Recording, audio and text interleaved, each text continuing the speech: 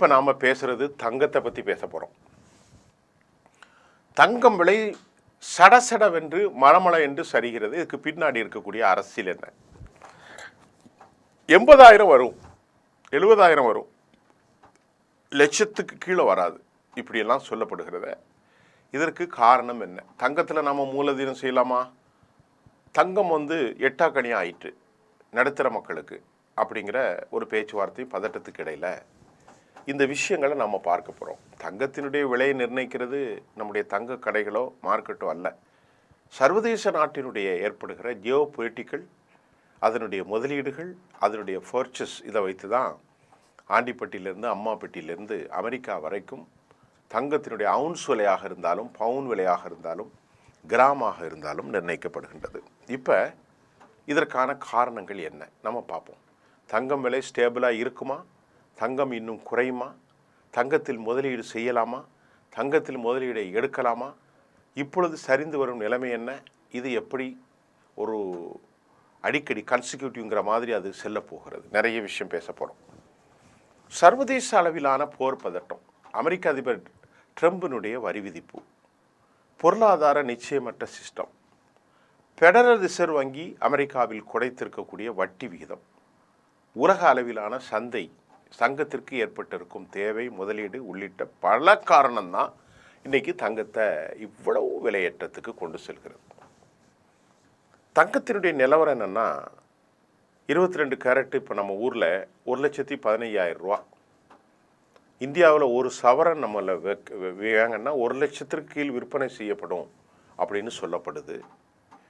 இதுக்கு காரணம் என்ன சொல்கிறாங்கன்னா, ரஷ்யா எடுத்துள்ள முடிவு இதற்கு முக்கிய காரணமாக அமைந்துள்ளதாக தற்போது செய்தி வருது.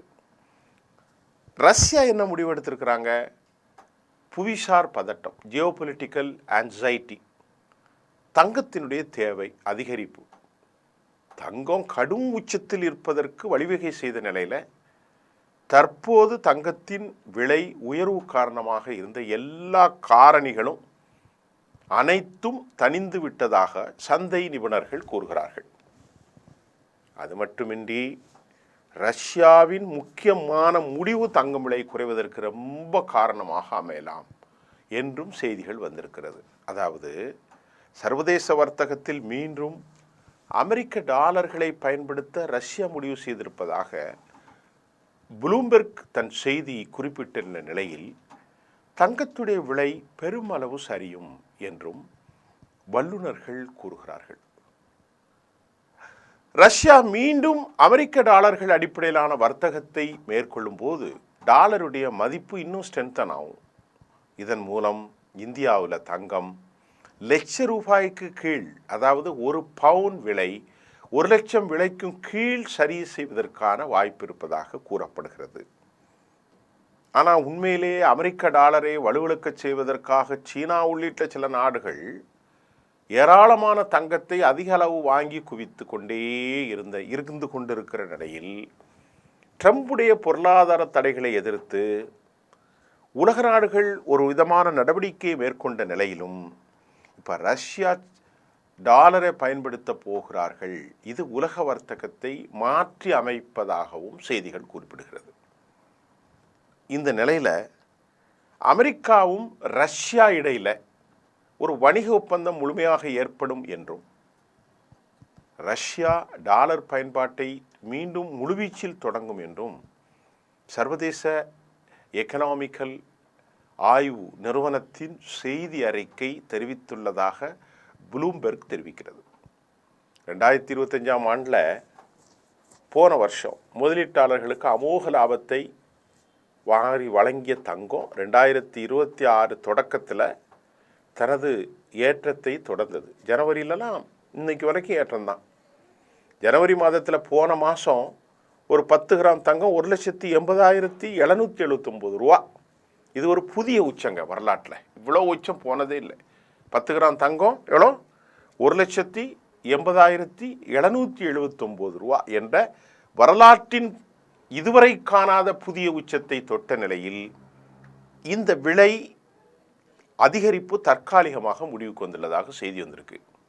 இது கடந்த வாரம் தங்கம் விலை உச்சத்திலிருந்து சுமார் 13.5% குறைஞ்சி, அதாவது 10 கிராம் தான் நம்ம பேசுகிறோம், 24,500 ரூபா குறைஞ்சி.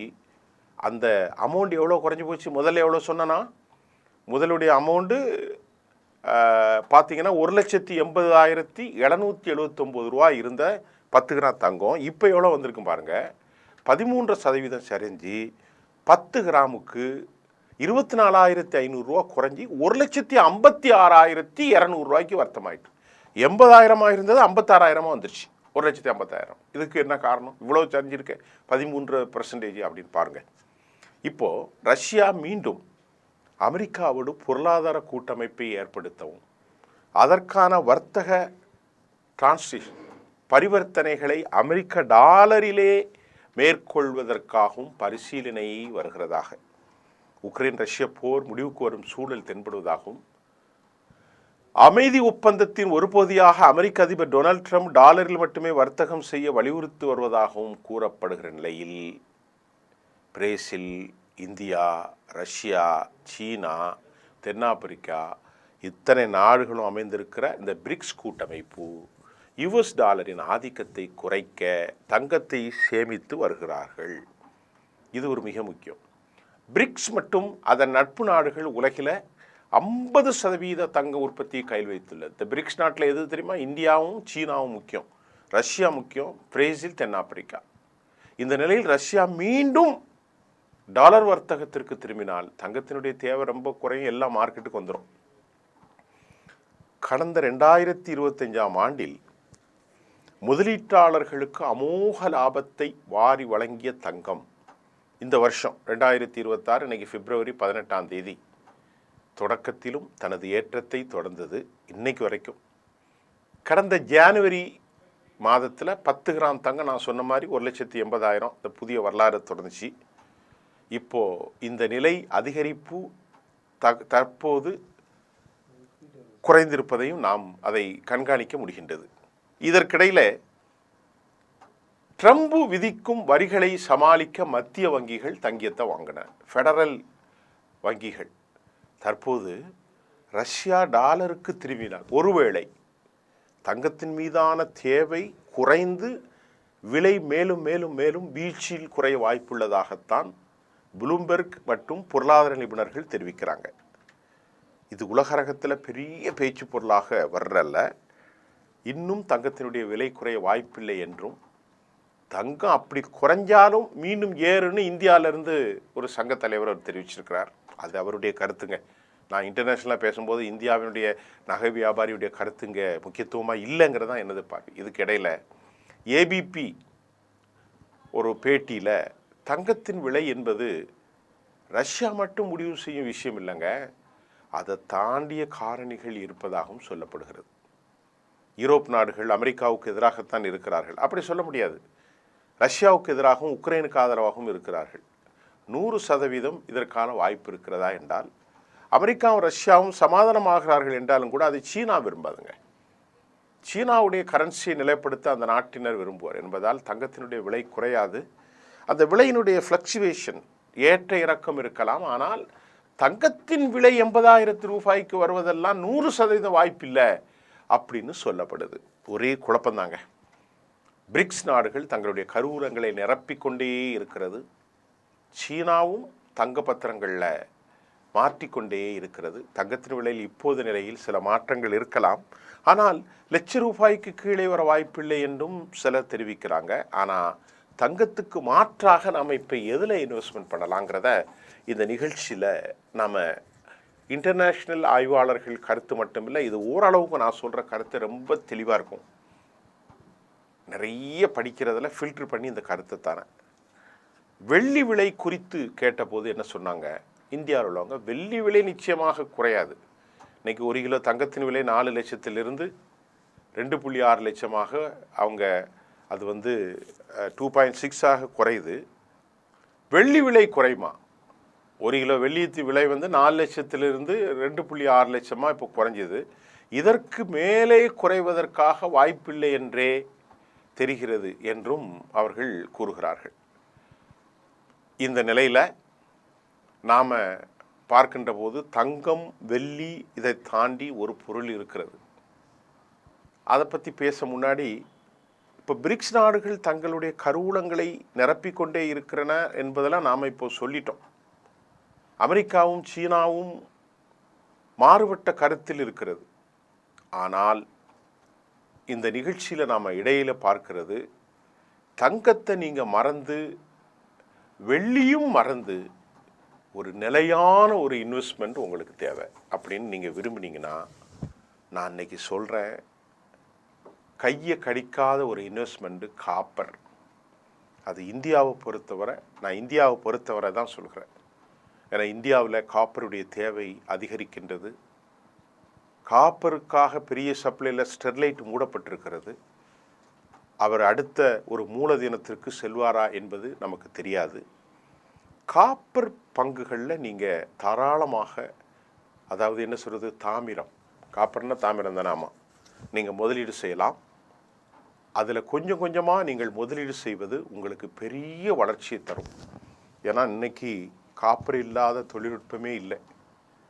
நீ என்ன ஏசி மெக்கானிக்காக காப்பர் வாங்கியிருக்கேன்னு சொல்கிற அளவுக்கு கேலி கிண்டல் இருந்தாலும் காப்பரில் நீங்கள் முதலீடு செய்யலாம்.